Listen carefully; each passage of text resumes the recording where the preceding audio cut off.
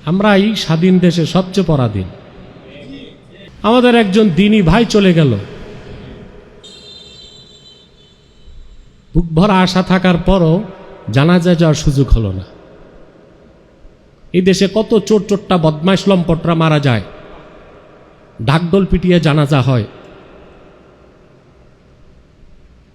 অন্তত 50 বছর আল্লাহর কোরআনের পক্ষে দেশে বিদেশে দ্বীন ইসলামের দাওয়াত পৌঁছে দেবার চেষ্টা করেছে। ভুল ত্রুটি তার হলে আল্লাহ মাফ করুক। তো বাহ্যিক যে সম্মানের সাথে প্রস্থান দরকার ছিল, সেই সম্মানটা জাতি করতে পারে নাই। যুগ যুগ ধরে এটা এই জাতির জন্য কলঙ্ক হয়ে থাকবে।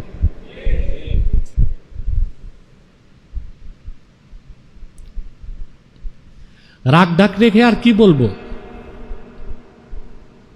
আমি সাইদি সাহেবের কথা বলছি। আমি আজকে প্রাণ খুলে তার জন্য দোয়া করি, আল্লাহ তার আখির নবী নূর নবীজি মুহাম্মদ সাল্লাল্লাহু আলাইহি ওয়াসাল্লামের জুতা মোবারকের সদকায় মাওলানা দেলোয়ার হোসেন সাইদির জীবনের গুনাহগুলো মাফ করে তাকে বেহেশতবাসী করুন।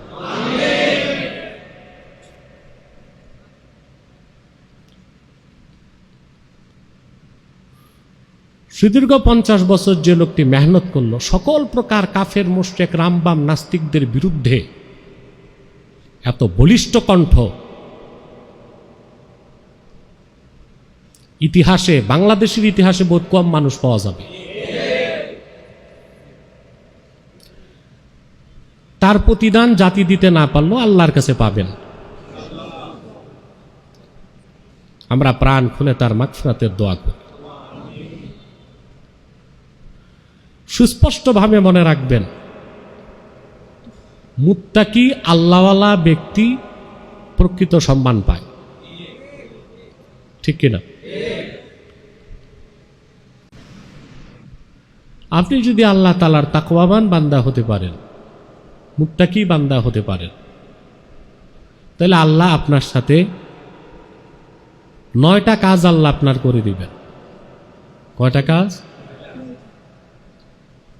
তার প্রথমটি হচ্ছে আল হিফজু ওয়াল হিরাসাতু মিনাল আদা।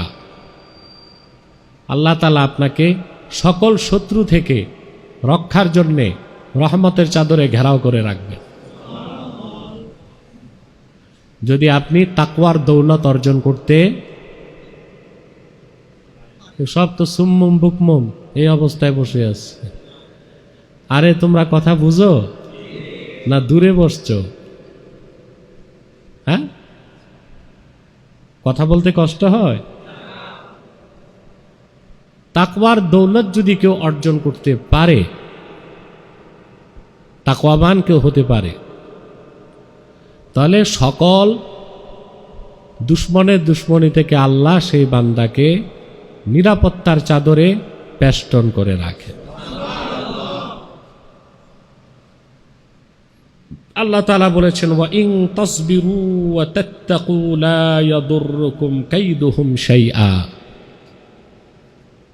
তোমরা যদি সবর ধারণ করতে পারো, ধৈর্য ধরতে পারো, আর আল্লাহকে ভয় করতে পারো।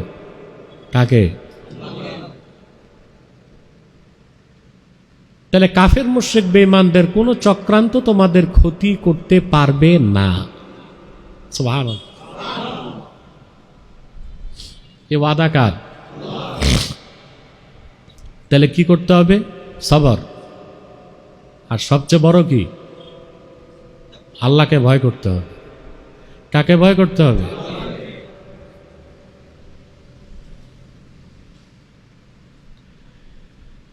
দ্বিতীয় আল্লাহর ওয়াদা, আপনি যদি আল্লাহকে ভয় করেন তাহলে ইসলাহুল আমাল, যতটুক আমল বেহেশতে যেতে দরকার ততটুক আল্লাহ জোর করে আপনাকে দিয়ে করায় নিবেন। অনেক আমল করা দ্বারা নাজাত পাওয়া যাবে না, কম আমলেই নাজাত পাওয়া যায়। কথা বুঝতেছেন?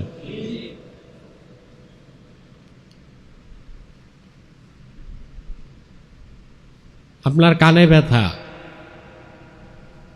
বুঝলেন, সরিষার তেল 3 ফোঁটা দিলেই তো যথেষ্ট, কিন্তু মাথায় 1 কলস ঢেলে দিল কেউ, কাজ হবে? এই 1 কলস সরিষা তেল এটা আপনার কাজে লাগলো না, কিন্তু কানের ভিতর যে ঢুকছে 3 ফোঁটা, ওটাই কাজে লাগে। সারা জীবন আপনি আমল করলেন কিন্তু কাজে আসলো না, লাভ কি?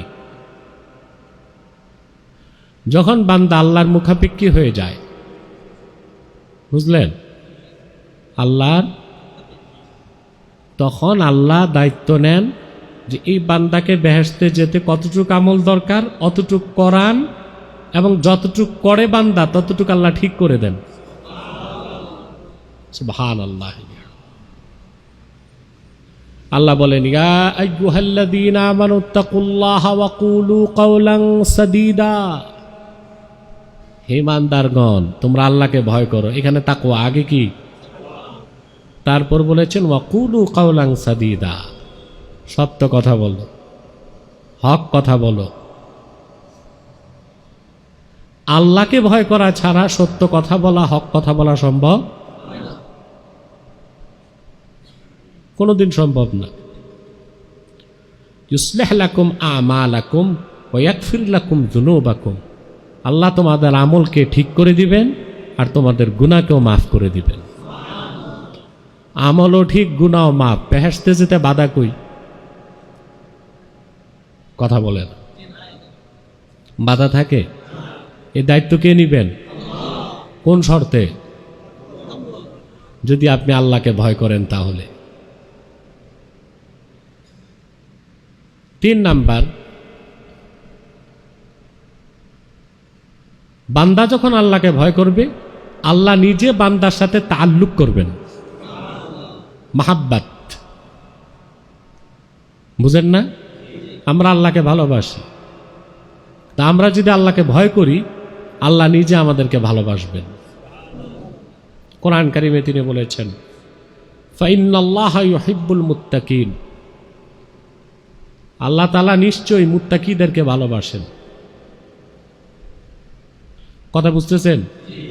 কয়টা কাজ শুনলেন? 3টা। 4 নাম্বার হচ্ছে, বান্দা যখন নিরঙ্কুশভাবে আল্লাহকে ভালোবাসবে, ভয় করবে, মুত্তাকি হয়ে যাবে, ওই বান্দার সম্মান আল্লাহ নিজের হাতে নিয়ে নেবেন। আল্লাহ বলেছেন, ইন্না আকরামাকুম ইনদাল্লাহি আতকাকুম, নিশ্চয়ই তোমাদের মধ্যে সেই আল্লাহর কাছে সম্মানিত যে ব্যক্তি তোমাদের মধ্যে অধিক পরহেজগার। মিয়া, সম্মান তো বাহ্যিকটা কিছুই না। আপনি মারা গেছেন, আপনাকে সবাই যে সেলুট দিল, বাঁশি বাজাইলো, ঢোল পিটাইলো, এটা সম্মান না। মুহাম্মদ সাল্লাল্লাহু আলাইহি সাল্লামের ইমানদার উম্মতকে ফেরেশতারা কোলে নিয়ে কবরে শোয়ায়।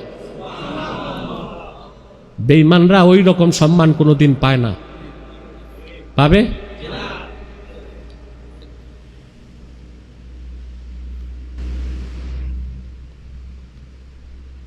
কত কথাই তো বলার আছে, বলা তো যায় না। আমরা এই স্বাধীন দেশে সবচেয়ে পরাধীন।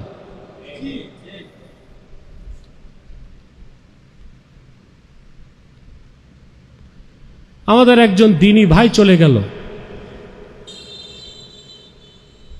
বুক ভরা আশা থাকার পরও জানাজায় যাওয়ার সুযোগ হলো না। এই দেশে কত চোর চোট্টা বদমাইশ লম্পটরা মারা যায়, ঢাকঢোল পিটিয়ে জানাজা হয়। অন্তত 50 বছর আল্লাহর কোরআনের পক্ষে দেশে বিদেশে দ্বীন ইসলামের দাওয়াত পৌঁছে দেবার চেষ্টা করেছে। ভুল ত্রুটি তার হলে আল্লাহ মাফ করুক। তো বাহ্যিক যে সম্মানের সাথে প্রস্থান দরকার ছিল, সেই সম্মানটা জাতি করতে পারে নাই। যুগ যুগ ধরে এটা এই জাতির জন্য কলঙ্ক হয়ে থাকবে।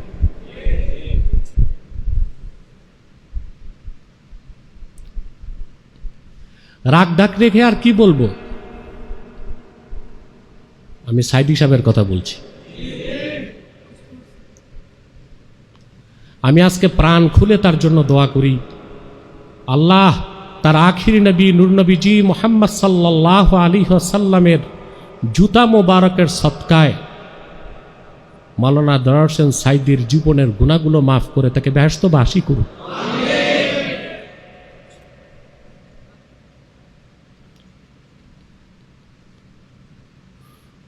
সুদীর্ঘ 50 বছর যে লোকটি মেহনত করলো, সকল প্রকার কাফের মুশরিক রামবাম নাস্তিকদের বিরুদ্ধে এত বলিষ্ঠ কণ্ঠ, ইতিহাসে বাংলাদেশের ইতিহাসে বহুত কম মানুষ পাওয়া যাবে। তার প্রতিদান জাতি দিতে না পারলেও আল্লাহর কাছে পাবেন। আমরা প্রাণ খুলে তার মাগফিরাতের দোয়া করি। সুস্পষ্টভাবে মনে রাখবেন, মুত্তাকি আল্লাহওয়ালা ব্যক্তি প্রকৃত সম্মান পায়, ঠিক কিনা? তাহলে সম্মান দেবার মালিকও আল্লাহ তাআলা। যদি কোনো ব্যক্তি আল্লাহকে ভয় পায় যথাযথভাবে, তাহলে অবশ্যই আল্লাহ সুবহানাহু ওয়া তাআলা তার সম্মান রক্ষার দায়িত্ব নিজের হাতে তুলে নেন। সম্মান তাকওয়ার পথে। কোন পথে? ইন্না আকরামাকুম ইনদাল্লাহি আতকাকুম। আল্লাহ বলেছেন, ইন্না আকরামাকুম ইনদাল্লাহি আতকাকুম। নিশ্চয় তোমাদের মধ্যে আল্লাহর নিকট অধিক সম্মানিত সেই তোমাদের মধ্যে যার তাকওয়া বেশি, পরহেজগারিতা বেশি।